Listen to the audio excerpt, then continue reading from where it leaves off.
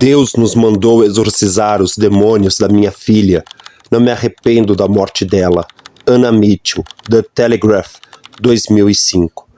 1978, os padres Ernest Alt e Arnold Hens são condenados por homicídio culposo por negligência. Juntos com eles foram condenados Anna e Joseph Mitchell, pais de Anneliese. O promotor do caso foi o Dr. Ernest Reiter. Conheça agora a história real do exorcismo que marcou a história da humanidade.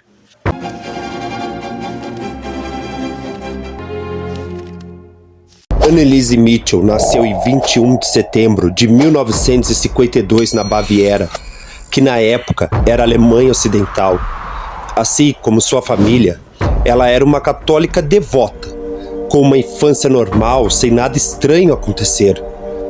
Porém, aos seus 16 anos, sofreu uma convulsão. O diagnóstico? Psicose causada por uma epilepsia causando um dano no lobo temporal. Mas a situação piorou. Tempo depois, surge mais um diagnóstico: depressão. Isso fez com que a família procurasse ajuda médica. Anneliese foi internada em um hospital psiquiátrico. Anneliese já estava com 20 anos e começou a ter aversão a objetos ou lugares religiosos. Tendências suicidas começaram a fazer parte da rotina da jovem moça. Tudo isso ocorreu em um período de 5 anos. Os pais, cansados daquela situação, decidiram que estava mais do que da hora de procurar a igreja. Começou a procura por padres e a resposta era sempre a recusa.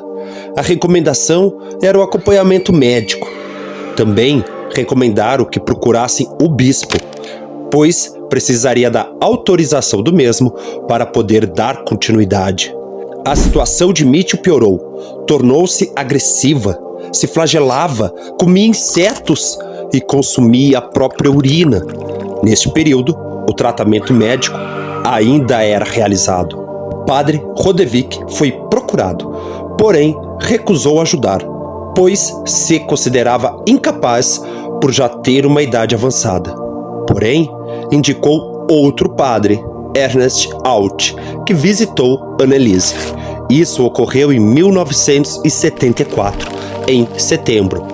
O padre continuou as visitas e, em 1975, tinha uma certeza. O caso era de possessão e o tratamento, um exorcismo. Uma carta foi enviada pelo padre Ernest Alt para o bispo Joseph Stang, da cidade de Würzburg. A resposta recebida foi autorização para um pequeno exorcismo.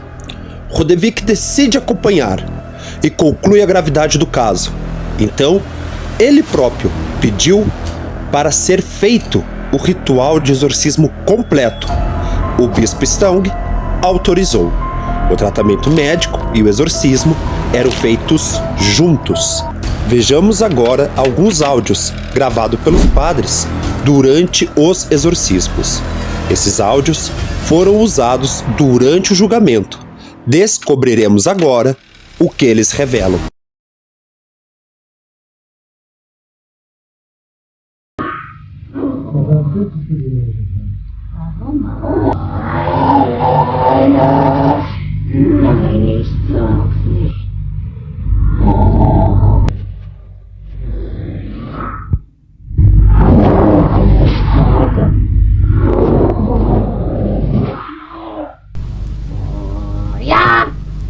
Eine starke Waffe ist.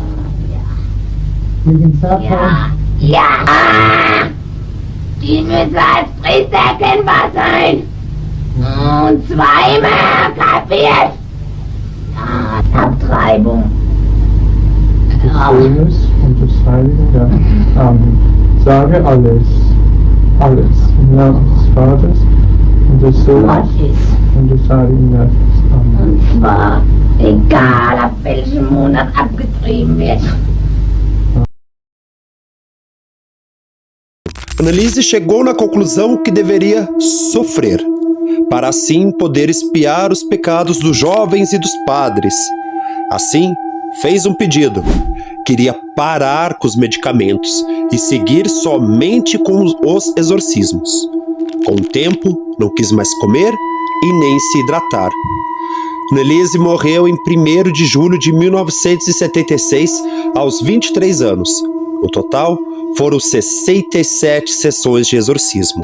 A acusação disse que a morte da jovem poderia ter sido evitada caso os tratamentos não tivessem sido negligenciados.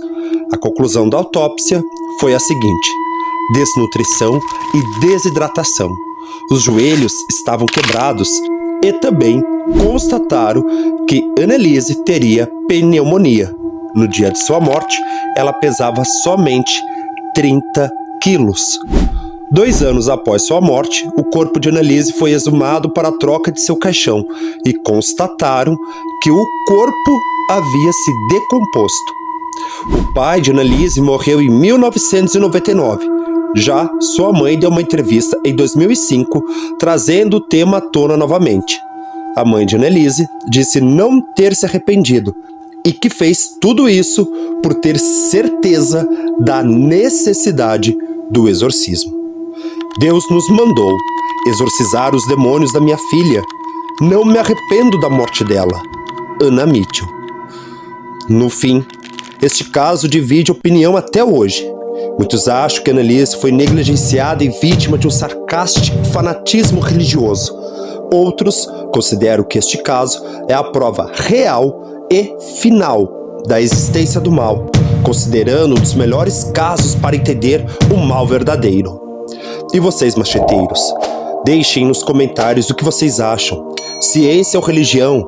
Foi uma possessão legítima ou negligência? Desde já, agradeço e até a próxima.